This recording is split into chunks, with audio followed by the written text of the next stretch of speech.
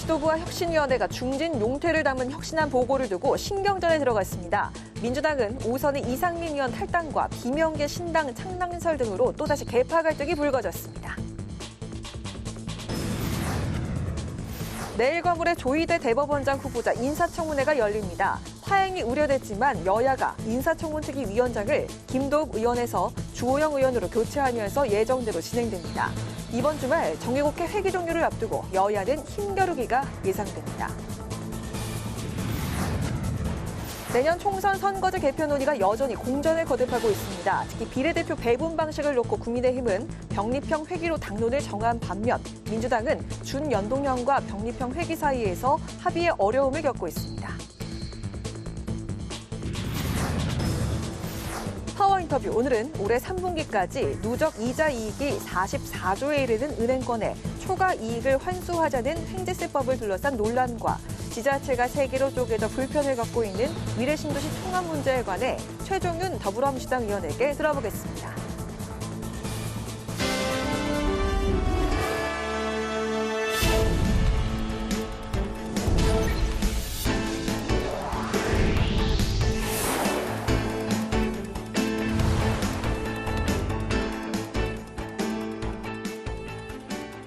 여러분 안녕하십니까? 12월 4일 월요일 국회 라이브 6 시작하겠습니다. 지난 금요일 이뇨한 국민의힘 혁신위원장이 일명 희생혁신안을 최고위원회에 보고하겠다고 밝혔었습니다.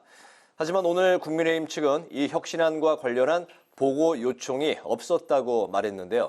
이어서 혁신위가 안건 상정 요청을 하지 않았다는 건 사실이 아니라며 당과 상반된 입장을 밝히면서 당과 혁신위 간의 갈등이 커지고 있습니다. 보도에 남수지 기자입니다. 국민의힘은 혁신위원회가 이른바 희생혁신안에 관한 공식적인 보고 요청을 하지 않았다고 밝혔습니다. 앞서 인요한 혁신위원장은 그동안 권고였던 당내 친윤, 중진의 총선 불출마 또는 험지 출마를 골자로 한 희생안을 공식 안건으로 지도부에 전달하겠다 밝힌 바 있습니다. 만약 희생안을 수용하지 않는다면 자신을 공천관리위원장으로 임명해줄 것을 요청하며 당에 오늘까지 응답을 요구했습니다. 국민의힘은 혁신위의 희생안이 어떤 취지인지는 이해하나 최고위에서 결정할 수 없는 내용을 결정해달라 촉구하는 건 본연의 역할 범주를 벗어난 것이라 지적했습니다. 결정할 수 없는 내용을 결정해달라고 하는 거는 본연의 역할 범주, 그다음에 성격을 벗어나는 부분이 있다는 생각을 갖고 있습니다. 국민의힘은 혁신위 활동에 대해선 긍정적으로 평가한다고 덧붙였습니다. 그러면서 혁신위가 지금까지 진취적으로 활동해온 만큼 혁신안 취지가 잘 반영되도록 협조하겠다는 의견이 최고위 차원에서 공유됐다고 설명했습니다. 이에 대해 혁신위는 당과 상반된 입장을 발표했습니다. 오신환 혁신위원은 혁신위가 최고위에 안건 상정 요청을 하지 않았다는 건 사실이 아니라고 강조했습니다. 오 의원은 혁신위가 안건을 의결하면 그 이후 절차는 당 기조국에서 최고위 보고 절차를 진행해왔다고 설명했습니다. 오 의원은 어제 기조국의 안건 상정 여부 등을 확인한 결과 기조국이 향후 혁신위 안건을 모두 모아서 상정하라 전달받았다고 밝혔습니다. 그러면서 오는 목요일 최고위에 다시 혁신안 상정을 요청할 예정이라고 말했습니다. 국회 방송 남수지입니다. 더불어민주당은 내년 총선 출마 예정인 장관 중심의 대규모 개각 움직임에 대해 총선만 신경 쓰고 국민을 무시하고 있다고 맹비난했습니다. 한편 이재명 대표 체제를 비판한 의원 중 처음으로 이상민 의원이 탈당한 것을 두고 당내에선 비판의 목소리가 쏟아졌는데요. 국민의힘은 환영하며 입당을 기대하는 모습입니다. 김동희 기자가 보도합니다. 더불어민주당은 정부의 개각을 두고 대통령이 총선에만 관심이 있고 국정 운영과 민생엔 관심이 없다고 비판했습니다. 특히 추경호 기획재정부 장관과 박문규 산업통상자원부 장관, 이영 중소벤처기업부 장관, 이종호 과학기술통신부 장관이 총선 출마로 교체 대상에 오른 걸 두고 맹비난했습니다. 지금의 경제난에 가장 책임이 크고 내년도 경제위기설까지 나오는데 총선만 생각하고 양심이 있냐는 겁니다. 추경호 장관 지금 예산도 처리 안 됐는데 개각설 나오고 총선 출마설 나온다는 게 말이 됩니까?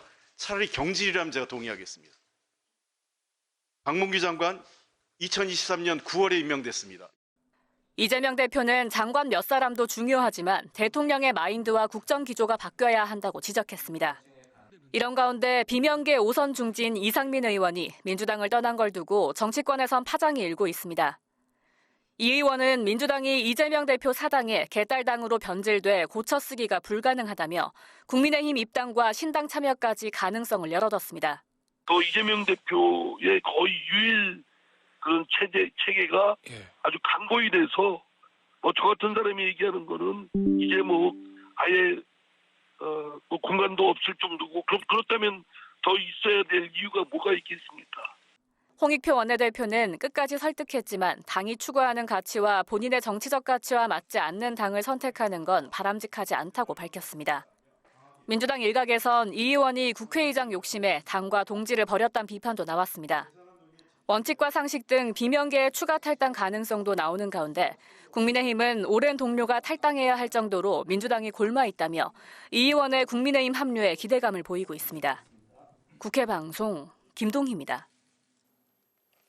여야가 우여곡절 끝에 조희대 대법원장 후보자 청문회를 5일과 6일 이틀 동안 개최합니다. 8일 본회의에선 민주당이 쌍특검 강행 처리를 예고했고 국민의힘은 총선용 정쟁 특검이라고 반발하고 있습니다. 이번 주 국회 일정을 한규미 기자가 전합니다. 조희대 대법원장 후보자 인사청문회가 내일과 모레 열립니다.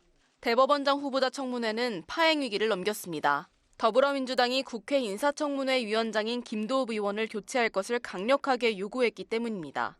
국민의힘이 야당의 제안을 수용해 주호영 의원으로 청문위원장을 교체해 예정대로 청문회가 열리게 됐습니다. 청문회에서는 과거 조 후보자가 내린 보수적 판결과 나이가 많아 임기를 마치지 못하는 것 등이 쟁점이 될 전망입니다.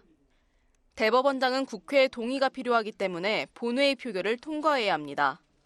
지난번 대법원장 청문회를 거친 이균용 후보자의 경우 본회의에서 야당의 반대로 동의를 받지 못했습니다. 과연 청문 기간 동안 조희대 후보자가 여야 의원들의 검증을 통과해 적임자로 인정받을 수 있을지 법조계가 주목하고 있습니다. 한편 민주당은 김건희 여사의 주가 조작 의혹과 일명 대장동 50억 클럽에 대한 특검 도입 아닌 쌍특검 법안을 정기국회 내 처리하겠다고 또다시 강조했습니다. 홍익표 민주당 원내대표는 쌍특검 추진에 대해 8일 본회의가 가장 유력하다며 정기국회 내 처리하지 못하면 임시국회에서 처리하겠다고 말했습니다.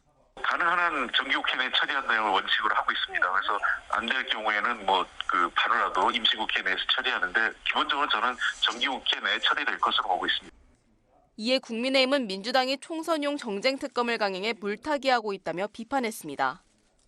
김기현 국민의힘 대표는 민주당의 행태가 보통의 이성과 상식으로 이해하기 힘들다며 갈등을 촉발하는 법안들을 무리하게 강행하고 있다고 언급했습니다. 민주당이 시키는 대로 하는 특별검사를 내세워 민주당 대표의 대장동 비리 혐의를 감추고 호도하겠다는 의도입니다. 민주당은 총선을 위한 정치적 술수 그 자체인 특검 추진을 강행할 것이 아니라 반성하는 것이 우선입니다. 여야의 대치가 계속되며 예산안 처리 법정 시한을 넘긴 가운데 올해를 넘겨 준예산 전국에 들어서는 것이 아니냐는 우려의 목소리가 높아지고 있습니다. 국회방송 한규미입니다. 내년 총선까지 이제 넉 달 정도 남았고 오늘 12일부터는 예비 후보 등록이 시작되지만 선거제 개편 논의는 공전을 거듭하고 있습니다. 김동길 기자가 보도합니다. 선거제 개편 논의의 핵심은 지난 총선에서 위성정당 논란을 부른 준연동형 비례대표제입니다. 준연동형은 정당이 지역구 의석수를 정당 득표만큼 얻지 못할 경우 일정 부분 비례대표로 채워주는 방식이지만 지난 총선에서 위성정당이 난립하는 부작용을 낳았습니다. 국민의힘은 준연동형 비례제 반대 입장을 분명히 하고 병립형 회기로 당론을 채택했습니다. 비례의석을 정당 득표율만큼 배분하는 기존 방식으로 여기에 전국을 3개에서 6개 권역으로 나눈 뒤 권역별 득표율에 따라 비례대표 의석수를 할당하는 권역별 비례대표 도입에 찬성 입장을 밝혔습니다. 국민들도 산식을 모르고 지향하는 국회의원들도 이해가 잘 안 되는 그런 연동형을 자꾸 고집하는 것은 이거는 바람직스럽지 않다라고 판단되고 더불어민주당은 영동형 비례제 유지와 병립형 회기를 두고 속내가 복잡합니다. 그동안 민주당이 준연동형을 주도했기 때문에 이를 지켜내야 한다는 주장과 일당 사수를 위한 총선 전략을 위해 병립형으로 회귀해야 한다는 주장이 맞서고 있습니다. 위성정당이라도 만들겠다라고 하는 것을 고집하고 있기 때문에 이런 현실을 고민하지 않을 수 없다는 것입니다. 우리 당이 기득권을 내려놓고 연동형 비례제를 사수해야 한다고, 위성정당을 만들지 않겠다는 국민과의 약속을 지켜야 한다고 주장해 왔습니다. 현행 준연동형 비례제를 강력하게 요구하고 있는 정의당은 김준우 비대위원장이 민주당 이재명 대표를 찾아 최소한 병립형 비례대표제 퇴행을 막는 유의미한 결단을 해달라고 촉구했습니다. 한편 김진표 국회의장은 지난 2일 중앙선관위 국회의원 선거구 획정위원회에 내일까지 선거구 획정안을 국회에 제출해달라고 요청했습니다. 여야가 합의점을 찾지 못하자 현행 지역구 의원 253명, 비례대표 47명 등 현행 기준을 통보하면서 여야의 조속한 합의를 압박한 겁니다. 이대로 시간을 계속 보낸다면 국회는 예산, 선거제도, 민생법안 미처리라고 하는 세 가지의 직무유기를 하는 것입니다. 하루라도 빨리 해야 할 일을 할 수 있도록 여야 간 노력해 주시기를 간곡히 당부드립니다. 선관위가 획정안을 국회에 제출하면 국회 정치개혁특별위원회가 이를 검토하게 되는데 여야가 합의안을 마련하면 국회는 선거구 획정위에 획정안 제출을 한 차례 더 요구할 수 있어 여야의 논의가 주목됩니다. 국회 방송 김동길입니다.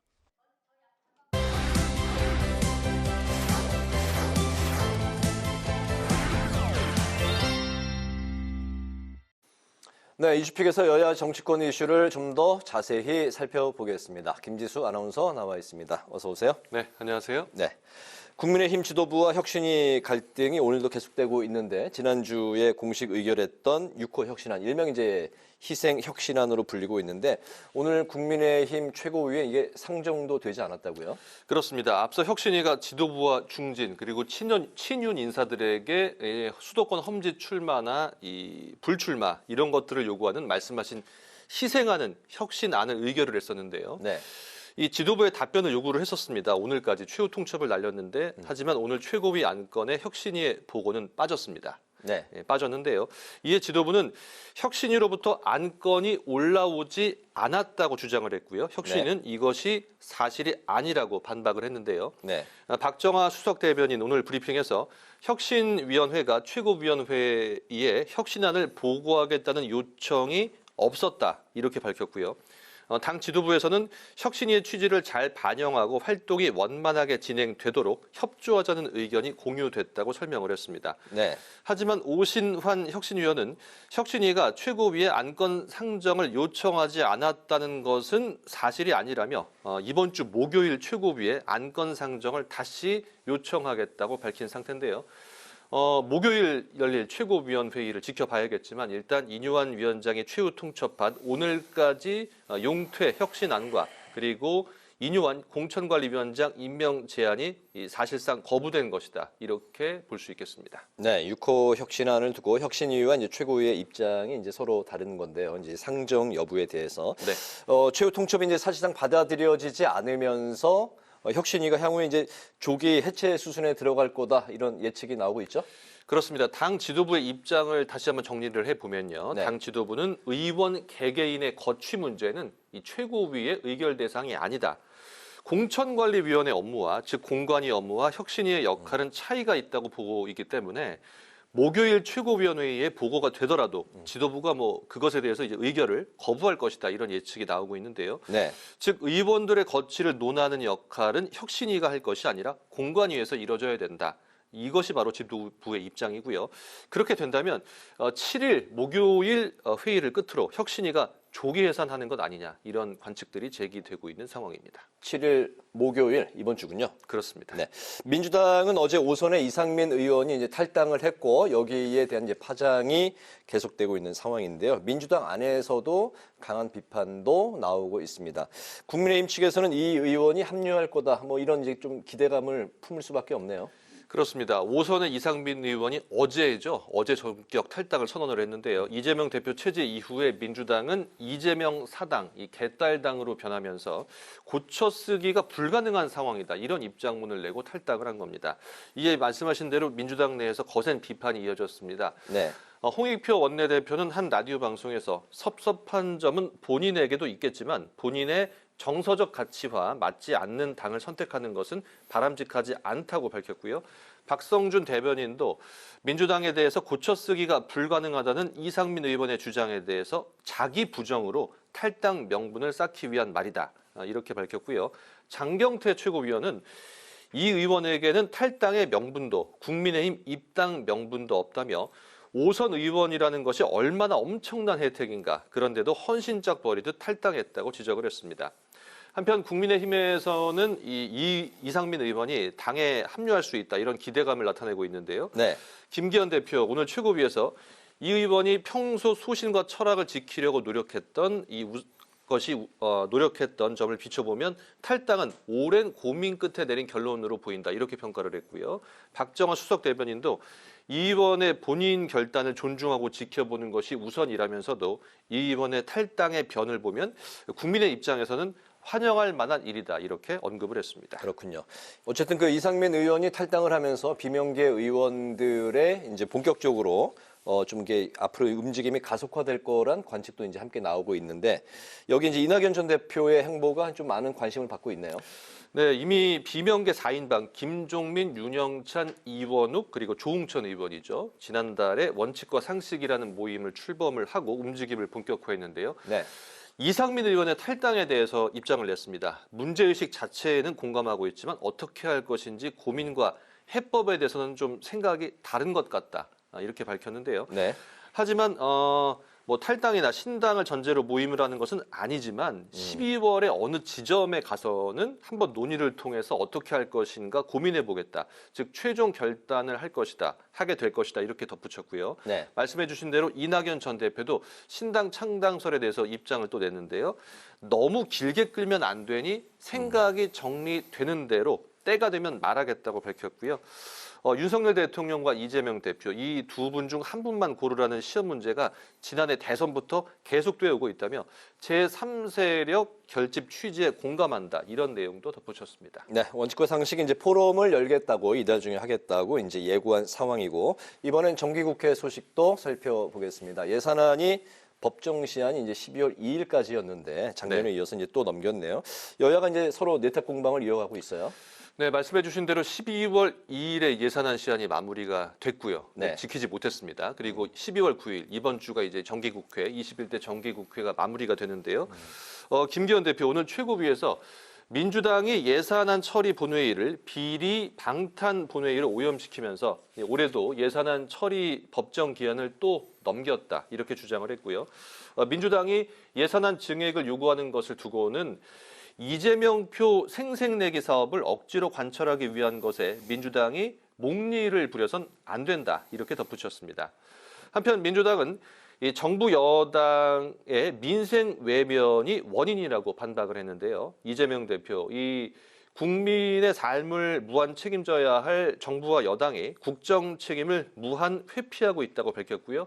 예산안 처리 방해와 민생 입법 발목 잡기 그리고 상습적인 거부권 남발까지 이 국정을 청개구리처럼 운영해선 되겠냐며 강하게 비판을 했습니다. 네, 또 이번 주 금요일로 예정된 본회의도 여야 간의 이런 대치로 인해서 난항이 예상되고 있는데 네. 그 쌍특검이 이제 주요 좀 뇌관이 될 것으로 보이네요. 네, 이번 주 금요일에 21대 정기국회 마지막 본회의가 예정이 돼 있습니다. 쌍특검법은 지난 4월이었죠. 4월 달에 이 패스트트랙으로 민주당 주도로 지정이 됐는데요. 10월 24일에 이 본회의에 부의된 만큼 60일 안에, 즉 12월 22일 안에 표결이 이루어져야 합니다. 민주당은 정기국회 종료 하루 전인 이 8일 이번 주 금요일 본회의에서 반드시 처리한다는 방침인데요. 하지만 국민의힘은 대장동 50억 클럽 특검은 이 대표의 대장동 재판 물타기며 또 도이치모터스 주가 조작 특검은 윤 대통령을 흠집내려는 정치적 술수다 이렇게 주장을 하면서 쌍특검을 절대 받아들일 수 없겠다는 그런 입장입니다. 네. 민생 법안이 산적해 있는 만큼 8일 본회의가 열릴 가능성은 지금 높은 상황인데요. 이에 김진표 국회의장이 과연 이 본회의에서 이 쌍특검 법안을 상정을 할지 이 여부에 지금 정치권의 관심이 모아지고 있는 상황입니다. 네, 오늘 이슈픽 여기까지 듣도록 하겠습니다. 김지수 아나운서와 함께했습니다. 수고 많았습니다. 네, 고맙습니다.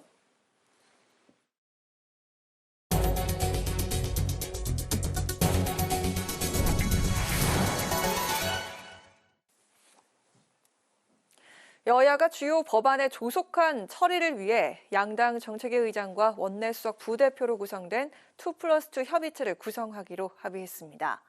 국민의힘 전주회 원내대변인은 오늘 브리핑을 통해 2+2 협의체를 통해 시급한 법안을 조속히 처리하기로 민주당과 의견을 모았다고 밝혔습니다.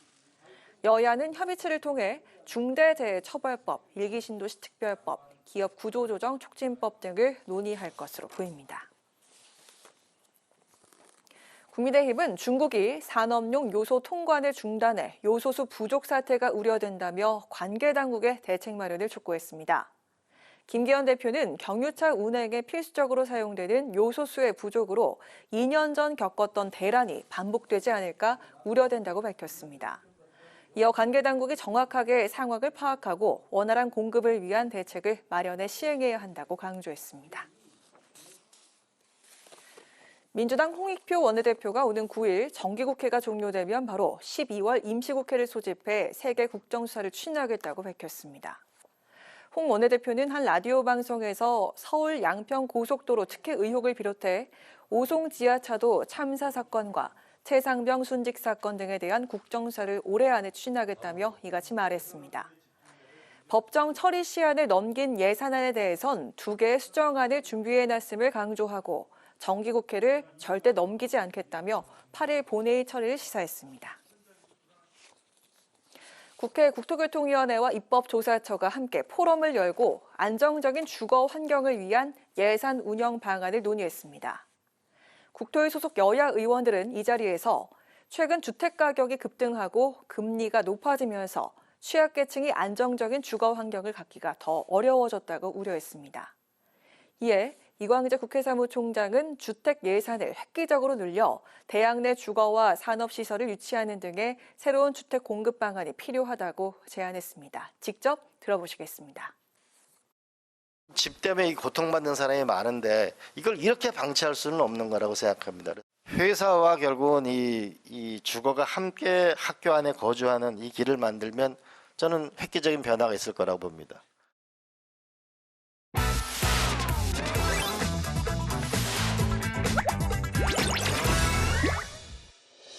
12월 4일 강아랑이 전해주는 정치권의 뜨거운 말말말 강아랑의 정치랑입니다.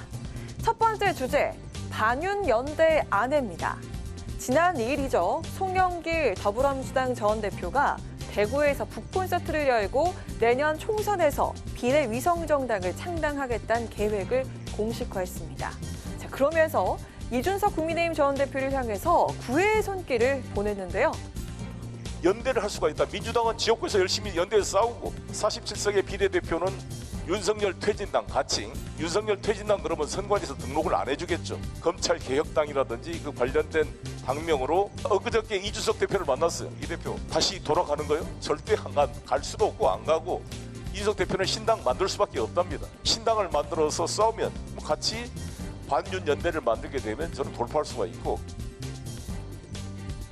또 어제 부산에서 열린 북콘서트에서도 이준석 전 대표를 향해서 가짜 보수를 몰아내고 합리적 보수의 틀을 만들어달라고 강조하는 등 협력을 요청했습니다. 이런 송 전 대표의 요청에 이준석 전 대표는 분명한 거절 입장을 밝혔는데요. 신당을 만든다고 해도 기치가 반윤일 수는 없다면서 선을 그었습니다. 하지만 송 전 대표는 이준석 전 대표와 이미 일치된 의견이 많다면서 실질적인 연대가 아니겠냐고 강조했습니다. 나하고 같은 당을 한 건 아니죠. 지금 나는 이준석 대표 말씀대로 구체적 정책에 있어서 저와 일치된 게 많잖아요. 정책적 연대를 해서 싸우는 것 자체가 윤석열 대통령의 주요 정책에 반대 싸우는 거 아니겠습니까? 네, 이런 움직임에 국민의힘은 불쾌감을 가감없이 드러냈는데요. 송영길 전 대표를 향해서 반윤 연대 구상은 방탄용이라면서 비판했습니다. 선거 때가 다가오니 우후죽순 신당하겠다는 인사들이 여기저기 넘쳐나면서 한국 정치를 희화화시키고 있습니다. 전당대회 돈봉투 사건 때문에 쫓겨나듯 당을 떠났고 이 사건으로 현역 의원이 구속까지 되었는데 반성은커녕 본인 방탄을 위한 신당 창당이 가당키나 한 얘기입니까? 이런 가운데 이준석 전 대표가 온라인을 통해 내년 총선에 출마하고 싶은 사람을 모집하고 나섰는데요. 일각에선 이 전 대표가 신당 창당 의사를 굳히고 총선인들 모집에 나선 게 아니냐는 해석이 나오고 있습니다. 총선을 100일 앞둔 오는 27일 신당 창당의 마지노선으로 제시한 이준석 전 대표. 이 전 대표의 행보에 정치권의 이목이 쏠리고 있습니다. 자, 이어서 두 번째 주제입니다. 때가 되면입니다.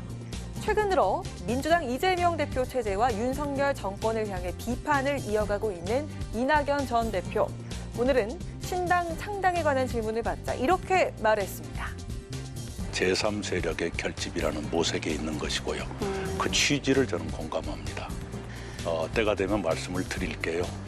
내부에서 위기의식을 가지고 달라지기를 기다렸는데 달라지지 않고 있지 않습니까? 그리고 저의 기다림도 이제 바닥이 나고 있는 것 같아요.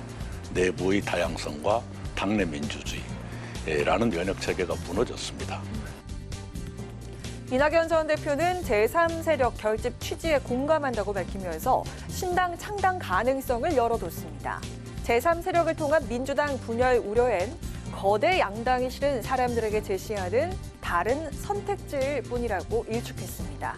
또 최근 김부겸 전 총리와 두 차례 회동을 가진 사실을 인정하면서 지금의 대한민국과 당에 대한 걱정을 나눴다고 밝혔습니다.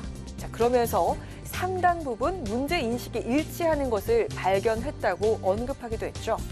이외에도 이낙연 전 대표의 신당 창당 가능성은 여러 방면에서 제기되고 있는 상황입니다. 최근 김종인 전 국민의힘 비상대책위원장과 회동을 갖는가 하면 친이낙연계 인사들이 주축인 민주주의 실천 행동도 새로운 정치와 정당 플랫폼을 만들기 위해서 행동에 나선다며 사실상 신당 창당을 선언한 바 있죠. 이 전 대표의 행보와 관계없이 창당을 진행할 것이라고 밝혔지만 이 전 대표가 자연스럽게 합류하는 게 아니냐는 해석도 나오고 있습니다.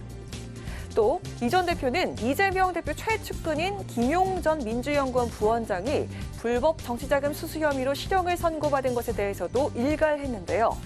국민들이 요구하는 건 그저 국민 평균만큼이라도 정직해달라는 것이라면서 이 대표를 둘러싼 사법 문제를 정조준했습니다. 지난 6월 귀국 이후 조용한 시간을 보내던 이낙연 전 대표가 총선 4개월을 앞두고 잇따라 공개 발언을 통해 목소리를 내고 있습니다. 이를 계기로 이낙연 전 대표가 민주당 변화에 구심점이 되는 건 아닌지 정치권의 여러 해석이 나오고 있는 상황입니다. 지금까지 강아랑의 정치랑이었습니다.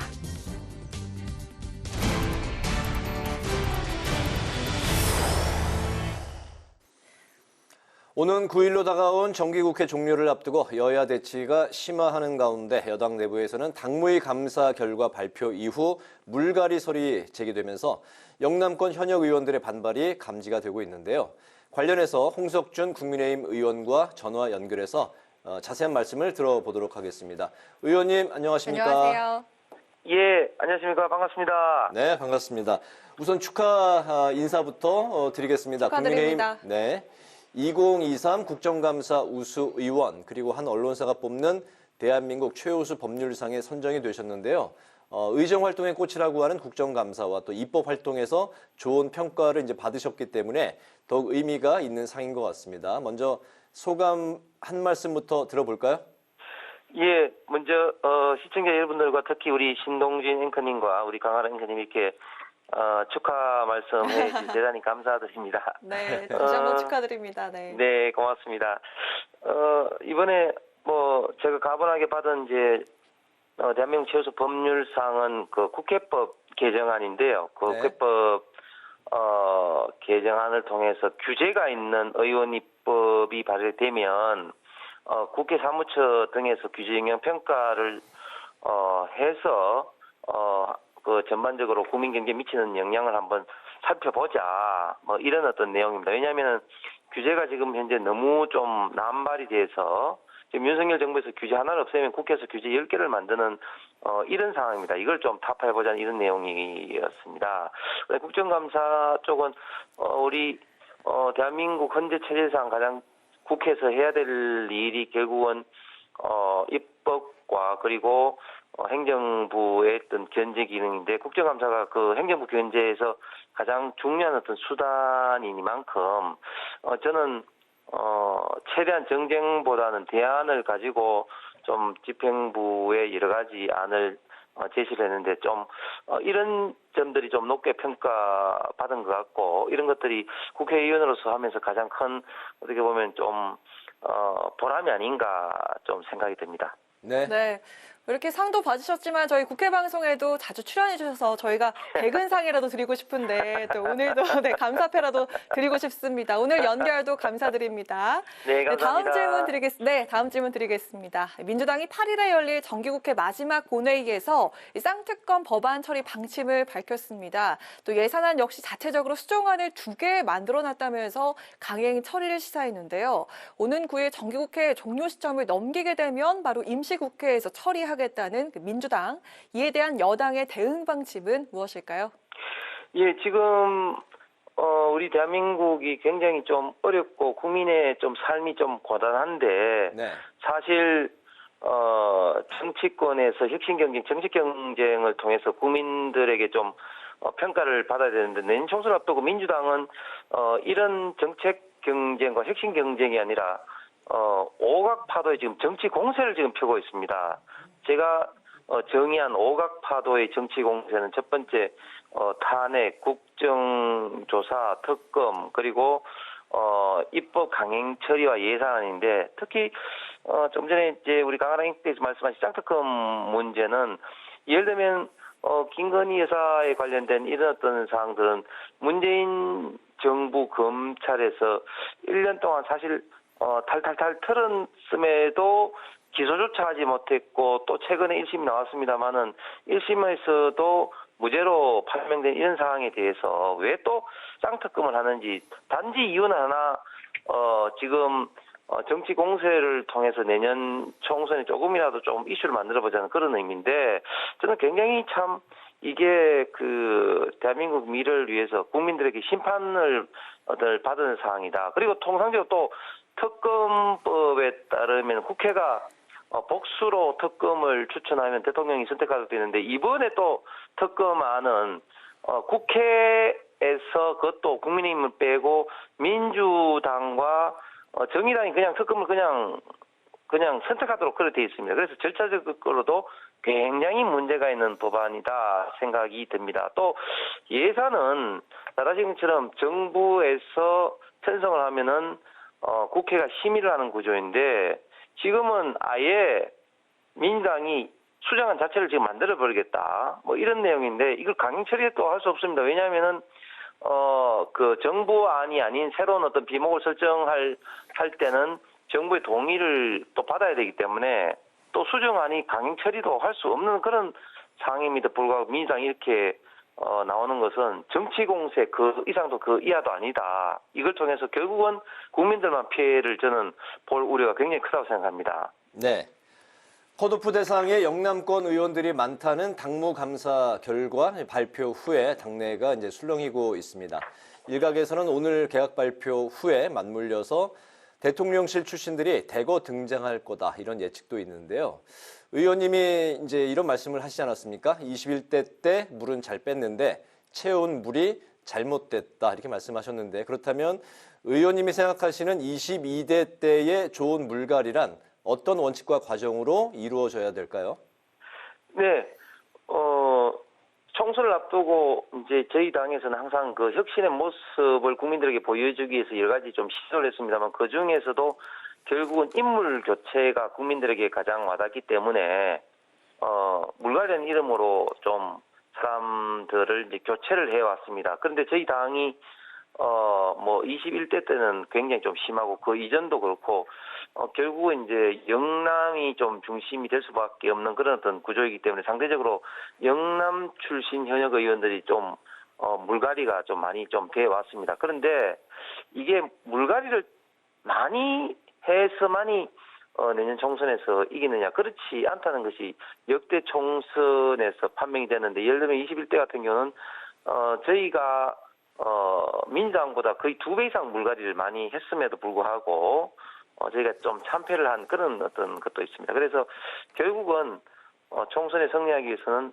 물갈이 자체가 목적이 아니라 좋은 물갈이, 즉 좋은 분들이 많이 당에 이제 들어와야 되고 입후보를 해야 되고, 그리고 그 과정도 최대한 정량화되면서 그 투명한 어떤 절차가 좀 이루어져야 된다는 그런 전제가 필요합니다. 그런데 지금 저희 당에서는 지난 21대 총선에서의 그런 아픔과 좀 학습 효과가 있기 때문에 이런 점에서 좀 염두에 두고 지금 이제 나중에 공관위가 이루어지게 된다면은 이런 점들에 대해서 많이 좀 생각을 하면서 준비할 것으로 좀 생각이 들고, 앞으로 대통령 출신들도 물론이고 다른 분들도 그렇고 이런 어떤 연장선 상황에서 경쟁할 것으로 예상이 됩니다.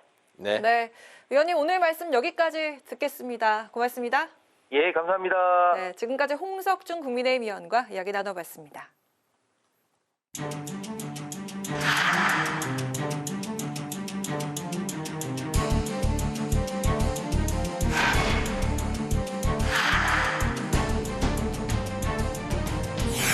이 횡재세는 반드시 도입해야 될 문제입니다. 고금리로 고통받는 우리 국민들의 어려움을 덜어드리는 고에너지 물가 때문에 고통받는 우리 국민들의 삶을 개선하기 위해서 반드시 필요한 제도입니다. 법인세를 내는데 또다시 세금을 물린다면 이중과세라는 주장도 나옵니다. 횡재세는 시장 경제 원리에 어긋나며 혁신을 가로막을 수도 있습니다.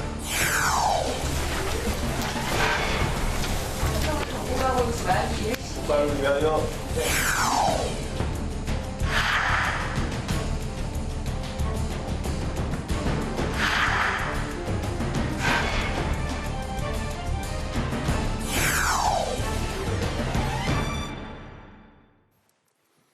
네, 지난해에 이어서 올해도 은행들의 이자 이익이 역대 최대 규모에 이를 것으로 전망되면서 민주당이 발의한 이른바 횡재세법을 놓고 논란이 뜨겁습니다. 또 국회 국민청원에 3개의 행정구역으로 쪼개져 있는 위례 신도시 통합을 요청하는 내용이 올라와 있는데요. 최종현 더불어민주당 의원을 모시고 관련한 이야기를 자세히 나눠보겠습니다. 의원님 반갑습니다. 안녕하세요. 네, 반갑습니다. 네. 방금 말씀드렸던 일단 그 횡재세법에 대한 논란이 좀 있는데 여기에 대한 이야기부터 좀 살펴보도록 하겠습니다. 지난달 14일에 민주당이 2개의 법안을 이제 발의를 했는데 그중 하나가 금융소비자보호법 개정안. 이거는 이제 그 금융사가 일정 부분의 이익이 좀 이제 많이 발생했을 때 그 기여금을 좀 부과 징수하는 그 내용이고, 또 부담금 관리 기본법 개정안은 그 징수한 기여금을 금융 취약계층이나 또 이제 소상공인에게 좀 나눠준다는 그런 이제 좀 주요 내용인데, 이 2개 법안이 이제 묶인 게 횡재세법 아니겠습니까? 우선 그 의원님이 발의하신 그 법안의 배경, 그리고 법안의 내용, 또 이게 이제 실제로 이제 입법이 된다면 좀 어떤 효과가 있을지 중심으로 좀 말씀을 부탁드릴까요? 예, 알겠습니다. 먼저 보통 횡재세라고 하는데 정확하게 얘기하면 기여금을 부과하는 법안을 만든 겁니다. 그래서 아까 전에 말씀하셨던 것처럼 금융소비자법하고 부담관리기본법인데요. 이 배경에는 우리가 지금 코로나19, 그다음에 러시아 우크라이나 전쟁, 또 경제위기 등으로 인해 가지고 사실은 금리하고 그 유가가 굉장히 많이 오르게 됐고요. 장기간 이런 그 현상이 계속 지속되면서 사실은 그 금융기관하고 정유사들이 굉장히 초과 이익을 냈습니다. 사실은 그 어려운 시기에 하여튼 금융기관과 정유사는 굉장히 수익을 내면서 사실 이 수익을 어떻게 할 것인지에 대해서 논란이 굉장히 많았습니다. 그래서 그리고 그 어려운 시기를 겪으면서 우리 국민들의 고통은 가중됐거든요. 그러다 보니까 우리 국민들이 전기세 많이 인상돼서 어렵고요. 그다음에 금융권에 이자 상환하려니까 굉장히 어렵습니다. 그래서 이런 초과 수익이 발생한 엄청나게 많이 발생한 금융기관과 정유사에게 정유사요. 네, 정유사에게 일정 정도의 기여금을 좀 부과하도록 하는 법안이 금융소비자 보호법인데 그래서 그것을 통해 가지고 기여금이 모아지게 되면 그 부담금 관리기본법은 그 모아진 기여금을 금융 취약계층 또는 소상인들에게 적절하게 지원해서 그 이자 부담 등을 좀 경감시켜주고자 하는 법안이고 그런 취지에서 두 개의 법안을 좀 내게 됐고요. 네. 사실 그 주요 내용은 기준입니다. 어떻게 하면 부과할 것인가. 그래서 이 기준은 뭐냐면 지난 5년간 순이자 수익의 120%를 넘는 초과 수익에 대해서 가장 큰 상한입니다. 상한선을 40% 내에서 기여금 부과할 수 있도록 하는 기준을 만든 거고요. 네. 그래서 그거는 대통령령으로 어떻게 정할 것인지 그 부과율을 그거는 대통령으로 정하게 됐고요. 그래서 그것을 통해서 사실은 이제 소상공인과 금융 취약계층에게 지원해 주자고 하는 법입니다. 사실 이렇게 되면은 그 굉장히 이자 상환에 어려움을 겪었던 금융 소비자들이나 소상공인들에게는 굉장히 큰 도움이 될 겁니다. 대체적 규모가 지금 추산하면 1조 9천억 정도로 예상을 하고 있고요. 네. 그것을 되면 대체적으로 1년 동안에는 굉장히 많이 큰 도움이 될 수 있을 거라고 저희들은 예상하고 있고요. 초과이익 환수 전체 금액을 한 1조 9천억 원 정도로 그 정도로 예상하고 있습니다. 네. 네. 그래서 사실은 이게 국민들의 여론을 들어봐도 굉장히 기여금 부과에 대해서 찬성을 하거든요. 일명 이제 횡재세에 대해서 도입해야 되냐 말아야 되냐 하면 굉장히 찬성을 많이 하는 여론이 조성돼 있습니다. 네. 그 실질적으로도 정부 여당, 대통령도 굉장히 강하게 표현하면서까지 공감을 했거든요. 소상공인이 뭐 은행에 말이 종노릇을 하는 것 같다라는 표현까지 쓰시면서 종노릇을 하는 것 같다. 네. 이런 그 굉장히 큰 어려운 상황이다라고 하는 것을 정부 여당도 공감을 한 바가 있어서 사실 방법의 차이, 제기하는 방법의 차이는 있을 수 있겠지만 사실 어쨌든 간에 그 초과 수익에 대해서 어려운 분들에게 도와주는 취지에서는 다 공감하고 있다고 저는 생각합니다. 그렇군요. 네. 아까 말씀하신 것처럼 그 방법에 있어서는 좀 이견이고 논란이 있는 것 같습니다. 정부 여당은 이 횡재세가 시장 논리에 반하는 이중 과세다. 그리고 손해가 있을 때도 그걸 보상받을 수 있느냐 이런 것 때문에 또 정부 여당 측에서는 다른 주장을 하고 있는 상황인데 대신 그 자영업자와 소상공인의 이자를 감면을 해주는 2조 원 규모의 상생 금융 방안 요걸 추진하고 있습니다. 횡재세 반대 논리와 더불어서 상생 금융 지원 방안에 대해서 어떤 생각 갖고 계실까요? 그러니까 이제 이게 이런 문제입니다. 사실은 이 기여금이든 그리고 사회적 지원금이든 가장 중요한 거는 법적 근거를 갖추는 게 굉장히 중요합니다. 네. 지금 정부 여당에서 추진하는 상생 금융이라고 하는 거는 금융기관과 정유사들에게 자발적 참여를 유도해서 기금을 조성하게 되는 거고 그 조성을 통해 가지고 돕자는 취지인데 사실 이거는 법적인 문제보다는 정부의 판단에 의해서 하는 것이고 사실은 금융기관과 정유사는 정부의 눈치를 볼 수밖에 없습니다. 이렇게 하다 보니까 기준과 대상이 굉장히 애매모호해지거든요. 그래서 이거는 사실상 법적 근거를 마련해서 하는 게 맞다고 생각하고 이중과세라고 하는데 사실은 이게 저희들도 뭐냐면 횡재세라고 일명 표현은 되지만 세금으로 한 게 아니고요. 기여금 부과에 대한 것들을 법률로 정한 겁니다. 그래서 이중과세라고 하는 논란을 피하기도 하고 실질적으로는 이게 세금이라기보다는 기여금이기 때문에 특수한 상황에서 발생한 초과 수익에 대한 기여금을 법적으로 이렇게 기준을 정해서 제기하는 거기 때문에 사실은 이중과세일 수도 없고요. 기여금 범주이고요. 그리고 그런 것들을 하는 방식 자체가 저는 그게 옛날에 이제 권위주의 정부에서는 자발적 모금이라고 하지만 사실 반강제적인 모금을 통해 가지고 이런 것들을 해왔거든요. 지금은 이미 이제 시대적으로 그런 건 지났다고 생각하고요. 법적 근거를 갖춘 기여금 형태라는 게 맞다고 생각합니다. 그렇군요. 어쨌든 그 이중과세는 이제 여당이 이제 추구하는 정부가 추구하는 2조 원 규모의 상생금융 방안은 법적으로는 이제 뭐 그 법인세는 제외하고 하기 때문에 뭐 자발적인 뭐 그 일단 기여금이기 때문에 이중과세가 아니라고 하는데 의원님은 사실상 실제적인 이중과세다 그것도 이렇게 말씀. 전체적인 그 금융 규모가 좀 비슷하네요. 그 정부는 2조 원. 저희가 이 법안을 발의할 때 예상했던 기여금 규모가 1조 9천억이니까요. 대체적으로 정부 여당에서도 만약에 그걸 상생금융으로 한다면 2조 원 정도 규모를 가지고 하는 거고요. 실제로 그 정도 규모가 지금 굉장히 어려운 분들에게는 큰 도움이 된다고 생각합니다. 알겠습니다. 전문가들도 횡재세 논의는 상당히 의미가 있다. 하지만 아직까지는 좀 그 미비점이 좀 발견이 된다. 이런 그 이야기들이 많이 나오고 있는데요. 과세 대상이 되는 초과 이익의 기준이 좀 명확하지가 않은 것 같다. 그리고 이제 횡재세보다는 은행의 채무 조정, 그러니까 이제 좀 이자를 좀 감면해주는 이런 쪽으로 가는 게 좋지 않냐. 이제 여러 가지 이야기가 나오고 있는 것 같습니다. 신중한 접근을 요구하는 이제 목소리일 텐데 횡재세를 이제 도입하기 위해서 또 법제화하기 위해서 좀 어떤 부분이 좀 그 미비한 점이 보완이 되어야 될까요? 자, 이런 이제 여러 가지 문제가 있을 수 있습니다. 사실 이제 우리나라 입장에서 보면 굉장히 생소한 언어거든요, 사실. 이건 사실 역사적으로는 굉장히 많이 논의가 되었던 것이고요. 대체적으로 보면 이제 기준과 관련된 문제인데 그러면 부과 기준을 어떻게 할 것인가? 저희가 이제 제시한 거는 지난 5년간의 이자 수익의 평균치를 120% 넘는 거에 대해서만 부과할 수 있게끔 이제 한 거거든요. 근데 다만 이제 전문가들께서는 그것이 굉장히 애매모호하다. 그러면 기간별로 그 출발점과 기준이 다를 수 있고 그것이 순수익이냐 이자 수익이냐에 대한 차이에 따라서 문제가 생길 수도 있고 그래서 이런 것들을 좀 더 세밀하게 보완하자는 의견이고요. 실제 기준만 잘 정하면 이런 기여금 부과하는 것들이 굉장히 도움이 된다고 하는 의견에 대해서는 전문가들도 대부분 공감하고 있는 바이고요. 그래서 이게 사실 이제 기준을 하면서 기준을 잘 정해놓고 법제화되면 문제가 뭐냐면 이 과정이 있습니다. 법사는 이제 법안 심사를 해야 되고요. 또 그것을 가지고 이것저것 의견을 들어야 되고 그럼 통과도 시켜야 하고 또 집행도 해야 되는데 그 기간이 보통 대체적으로 빨라도 1년 정도거든요. 그러다 보니까 지금 시급하기 어려운데 말이야. 시급하게 해야 되는 거 아니냐 이런 거 있거든요. 정유사의 횡재세 도입 뭐 이런 거는 이제 뭐 작년부터 논의가 돼 있었기 때문에 이미 뭐 1년 전 이상부터 논의는 돼 왔던 거죠.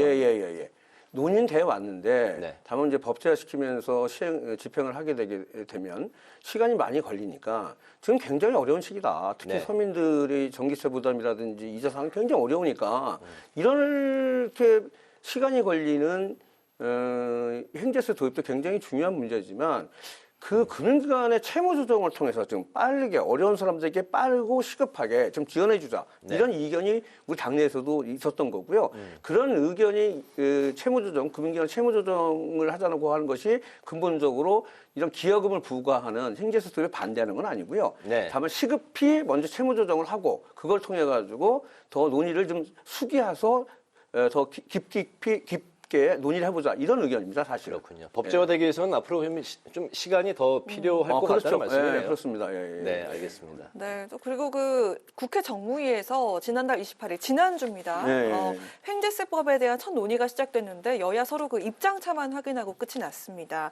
민주당은 사실 이걸 당론으로 추진해서 내년 총선 전에 입법을 하겠다 이런 계획이었는데 좀 더 시간이 걸릴 거라는 그런 말씀이신 거고요. 앞으로 국회에서 어떻게 그 정부 여당을 설득을 할 수 있을까요? 어떻게 생각하십니까? 근데 이제 이게 사실 여야의 공감대가 있다는 것은 제가 지금 계속 말씀드린 것처럼 이 어려운 시기에 초과 수익에 대해서 어쨌든 간에 어려운 사람들에게 도움을 주자고 하는 취지에 대해서는 다 공감하고 있는 바이고요. 다만 방법의 차이가 아까 말씀드렸던 방법의 차이인데 그래서 이게 사실은 이런 방법의 차이가 굉장히 어려울 수 있어서 여야 간에 사실 이견처럼 보이고 있긴 하나 뭐 지금 말씀하셨던 것처럼 법제화를 할 것인지 아니면 자발적 참여를 할 것인지의 차이의 문제거든요.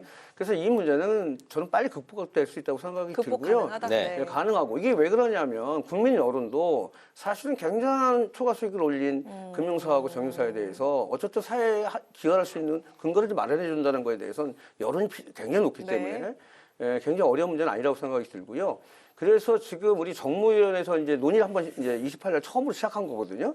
그래서 사실은 국회라는 게 이제 상임위의 논의를 통해 가지고 대립점을 발견하게 되면 사실 취지에 대한 공감대가 잘 형성되어 있으면 이 법제화하는데 큰 문제가 사실 생기지 않습니다. 제가 보기에는 여야가 공의 빨리 할 수 있다는 생각이 들고요. 저희 민주당 입장에서는 이게 좀 시급성도 있으니 가능하면 총선 전에 입법을 해서 빨리 집행할 수 있도록 하는 것을 해보자는 것이고 그걸 통해서 어쨌든 어려운 분들에게 조금이라도 빠르게 도움을 주자고 하는 그런 생각을 갖고 있습니다. 지금. 알겠습니다. 이제 횡재세와 관련한 이야기는 이슈는 여기서 이제 좀 마무리를 하고요. 의원님은 지역구인 경기도 하남을 중심으로 또 이제 위례 신도시에 대한 행정 통합 이야기가 이제 그 요구하는 청원이 국회 국민 동의 청원에 이제 올라왔습니다. 위례 신도시가 이제 모두 주재하다시피 서울 송파, 경기 성남 그리고 이제 경기 하남 이렇게 행정구역으로 지금 이제 쪼개져 있는데 행정부터 교육 그리고 이제 교통 그리고 쓰레기 봉투의 가격이 또 이제 좀 다르다고 들었습니다. 주민들의 실제 생활하면서 겪는 어려움이 상당할 것 같은데요. 하실 말씀이 많으실 것 같아요. 네. 이게 사실은 굉장히 오래된 역사를 갖고 있습니다. 이게 위례 신도시가 형성될 때부터. 일반 분들은 보통은 난 행정구역 좀 다른데 그게 그렇게 불편하냐 이렇게 말씀하실 텐데 이게 그렇지 않습니다. 일단 기본적으로 가장 시급한 문제가 정주 여건인데 그 중에서도 교통 문제라든지 그다음에 교통 문제가 뭐냐면 이제 서울하고 인접해 돼 있는데 불구하고 서울의 버스가 여기까지 들어오지 못하고 있습니다. 그리고 실질적으로는 세 지자체가 따로 있다 보니까 행정 행위에 관련돼서도 있잖아요. 다 다르게 있고요. 네. 특히 학교 같은 건 더 심각하죠. 바로 건너편에 학교가 있음에도 불구하고 건너편이 다른 행정구역입니다. 여기가 성남이고 여기가 서울이에요. 그럼 하나분들이 일로 가까움에도 불구하고 일로 배정을 받지 못합니다. 그러니까 이게 신호등만 건너면 학교인데도 불구하고 지금 말씀하셨던 것처럼 쓰레기 봉투 값도 차이가 납니다. 어디가 제일 비싼가요? 지금 사실은 제가 이제 아는 건 하남이 제일 비싸거든요. 그래요? 네. 그래서 이런 것들이 그 차이는 크지는 않지만 그래서 이제 이런 것들을 좀 극복해 나갈 수 있는 방법을 좀 찾아야 될 것 같고 이거는 위례 신도시가 처음 생길 때부터 히스토리가 있어요. 원래는 위례 신도시를 만들 때 단일 행정구역으로 만들기로 계획을 했던 것인데 그래서 이제 그게 어째 서울시 경기도 그렇게 같이 큰 강력단체가 하고 그다음에 송파구, 성남시, 하남시 기초단체가 협의를 했거든요. 근데 이게 이제 하는 과정이 굉장히 복잡한 거예요, 이게. 과정이 복잡해서? 굉장히 복잡합니다. 다 동의를 받아야 하고 동의를 받으려면 시의회라든지 기초의회 다 동의 절차를 밟아야 되고요. 굉장히 어렵다 보니까 이러다가는 통합구역으로는 못하겠다 이런 문제가 있는데다가 또 지자체 간에 이제 인구 유입이 되게 되면 세수가 들어오게 돼 있습니다. 이 세수 수익과 관련된 이해관계이기 때문에 지자체도 반대하게 되는 겁니다. 그러니까 이해관계가 상당히 복잡하게 얽혀 때문에 이 통합이 쉽지가 않은 그런 그래서 상황. 그 당시에는 통합을 못하고 그냥 세 지자체로 나눠가지고 위례 신도시가 만들어지게 된 겁니다. 그게. 그래서 지금 그렇게 하면서 나타난 문제들이 지금 말씀드렸던 것처럼 교통 문제라든지 학급 문제라든지 행정 행위에 관한 문제라든지 일반 공공제품에 대한 문제라든지 공공시설을 이용하는 문제라든지 이게 다 발생이 되는 겁니다. 아까 말씀하셨던 것처럼 뭐냐면 학교 배정도 그렇지만 공공시설도 마찬가지예요. 바로 건너편에 성남시의 공공시설 도서관이 있는데 도서관 혜택은 그 지자체 주민들에게만 주거든요. 그러다 보니까 우리는 멀리 있는 우리도 하나의 위례 도서관이 있습니다. 그걸로 가야 되는 이런 불편함이 있거든요. 그래서 이런 문제를 통합적으로 지금 이제 해결하지는 안 되겠다. 처음 출발을 원래 동일한 행정구역으로 하자고 한 취지로 됐다가 이게 지자체 간의 이견과 이해상충으로 인해서 이렇게 됐으니 이제 다시 한번 그거는 원점으로 취지에 맞게 돌려주는 게 맞다. 이것이고요. 그런 측면에서 저는 위례 신도시 통합과 관련돼서는 좀 적극적으로 해야 되고 이런 지금 논의가 시작됐으니 이걸 기하로 해서 빠르게 좀 추진했으면 좋겠다. 그런 것이고요. 그런 취지에서 저는 이 위례 신도시 통합에 대해서 절대적으로 찬성하고 빨리 진행해야 한다고 생각합니다. 아니, 그 교통 문제가 정말 심각한 것 같은데 15년째 표류 중인 경전철 그 위례 신사선 이거 언제쯤 착공이 될까요?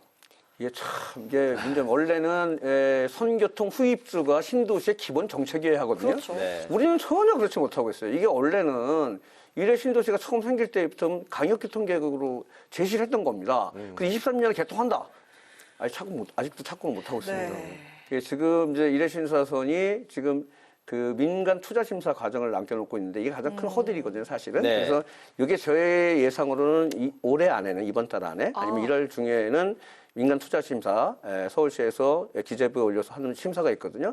이거 통과될 것으로 보이고요. 그렇게 되면 내년 말이나 후년 초는 이제 기공을 하는 거죠. 기공을 하고 대체적으로 30년 정도에 개통하는. 그 심사 들어가는 건 의원님이 좀 힘을 쓰신 건가요? 저희도 뭐 다 저희뿐만이 아니라 우리 단체장도 그렇고 우리 뭐 시도위원들도 그렇고 다 같이 협력을 해서 한 거고 사실 뭐 제가 가장 많이 이제 할 수밖에 없었죠. 알겠습니다. 교통이 이제 좀 불편한 지역은 특히나 총선을 앞둔 국회의원들한테는 또 제1, 제2의 공약으로 이제 우선적으로 좀 많이 배려하고 생각해야 되는 그런 이제 그럼요. 공약들이 되겠죠. 그 의원님이 21대 총선에서도 이제 위례 신도시 관련 공약들을 이제 많이 발표를 하셨었는데 이제 위례 신도시 통합특별법도 이제 조만간 발의하실 거라고 이제 들었습니다. 특별법에 이제 어떤 내용을 담으실 거고 또 앞으로 이제 위례 신도시 행정 통합을 위해서 어떤 원칙 그리고 이제 그런 과정들을 절차를 밟아가면서 추진해 나갈 것인지 중심을 좀 들어볼까요? 예, 지금 제가 말씀드렸던 것처럼 위례 신도시는 행정구역이 세 지자체로 나눠 있으면서 이런 큰 불편을 야기하게 됐고요. 네. 그래서 이것들이 주민들의 불편이 근 10여 년을 넘게 이렇게 이어져 오고 있어서 이렇게 안 되겠다 싶어서 이 위례 신도시를 통합 행정구역으로 만드는 것들을 해보겠다 이런 취지에서 제가 이제 통합 법안을 발의를 하게 됐고요. 지금 준비 중에 있고요. 빠른 시일에 발의를 할 예정이고 그리고 지금 위례 주민들 특히 하남 주민들, 성남 주민들을 중심으로 해서 위례 신도시 통합 추진위원회가 결성되어 있거든요. 그런 주민 단체들과 함께 잘 협력을 해서 그 또 의견 지금 이 법안을 발의를 하면서 좀 더 상의해야 할 것들이 있습니다.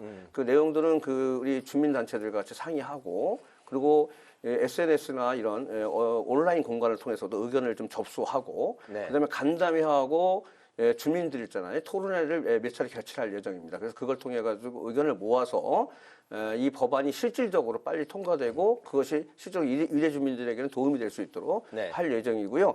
지금 이제 서로 지자체가 세 개가 이렇게 분리되어 있기 때문에 서로 또 이해관계가 좀 있습니다. 사실 이게 소통이 굉장히 중요합니다. 이거는. 그래서 이것이 통합이 되면 어떤 이익이 주민들한테 있는지 그 통합을 통해서 어떤 시너지 효과를 낼 수 있는지 이런 것들을 반드시 잘 밝혀내서 그 세 지자체 주민들 간에 이해가 잘 이루어지고 공감이 이루어질 수 있도록 해야 되거든요. 그런 과정도 충분히 밟아서 반드시 추진될 수 있도록 할 예정입니다. 알겠습니다. 네. 내년 총선 보니까 그 하남 지역구가 분구 가능성이 높다고 해서 아주 치열해질 것 같습니다. 네, 일찌감치 국회 입성을 준비하는 그 예비 후보군 윤곽을 좀 드러냈는데 의원님도 이제 레이스 시작하셔야 되잖아요. 앞으로 계획과 이미 시작을 했죠. 그 지역 현안과 더불어서 앞으로 계획과 포부 좀 들어볼까요? 예, 지금 저희가 어쨌든 그 선거구와 관련된 법정 인구가 넘었습니다. 지금. 그래서 분구 얘기가 나오게 됐고요. 분구자 개연성이 굉장히 높습니다. 그러다 보니까 이제 정치에 입문하고자 하는 분들에 대한 굉장히 많은 분들이 지금 하고자 하고 있거든요. 이제 가장 중요한 거는 이제 이 분구가 되더라도 어쨌든 하남 시민들의 이해 요구를 잘 반영해서 어떻게 이것들을 실현할 것인가 굉장히 중요한 문제입니다. 우리 가장 중요한 문제가 저희는 교통 문제입니다. 사실은. 그래서 저는 지금 아까 우리 3호선 말씀도 하셨지만 5초월 시대를 반드시 완성하겠다. 뭐냐면 5호선 이미 연장선이 들어왔고요. 3호선 지금 추진하는 건데 그것도 주민들께 얘기하신 대로 적게 개통할 수 있게끔 하고 9호선이 있습니다. 9호선 연장 사업도 있거든요. 그것도 반드시 지금 큰 문제는 없는데 9호선 연장 사업도 하게 되고 그다음에 지금 위례 신사선 있잖아요. 위례 신사선 문제가 지금 아까 말씀하신 건데 위례 신사선도 반드시 빨리 민간 투자 심사 통과되고 적기에 빨리 기공을 해서 주민들이 원하는 시기에 개통할 수 있게끔 하는 것. 그리고 마지막으로 가장 중요한 게 뭐냐면 강역 급행철도인 GTX-D를 유치하는 겁니다. 대체적으로는 지금 정부에서 이게 사실은 우리 윤석열 대통령이나 우리 이재명 대표께서 대통령 선거 당시에 두 분 다 공약을 하신 거거든요. 그래서 아마 제가 지금 파악하고 이끌어는 다음 달이면은 용역을 준 게 있습니다. 용역 결과가 나오게 될 것이고 그렇게 되면 GTX-D도 반드시 하남에 올 수 있을 것 같습니다. 그래서 반드시 이 5초월 시대를 열겠다. 이게 제 생각입니다. GTX와 이제 3호선 연장. 역시 이제 교통이 지역 주민들의 가장 큰 이제 수건 사업 중에 이제 하나인 거죠.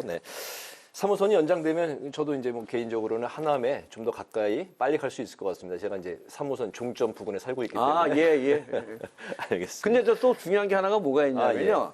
이 교육 문제가 좀 있어요, 저희들이. 저희가 인구가 지금 짧게 좀 들어볼까요? 33만 명인데 교육지원청이 이 강주랑 같이 돼 있습니다. 굉장히 불편한데. 그래서 하남 교육지원청 분리를 해서 반드시 교육 환경을 좀 개선할 수 있도록 하겠다는 말씀도 드리겠습니다. 알겠습니다. 파워 인터뷰 이제 오늘 마칠 시간이 됐습니다. 오늘은 횡재세법 논란과 위례 신도시 통합 문제에 대해서 최종현 더불어민주당 의원과 말씀을 나눠봤습니다. 오늘 말씀 아주 잘 들었습니다. 고맙습니다. 네, 감사합니다. 오늘 국회 라이브 6 여기까지입니다. 시청해주신 여러분 고맙습니다.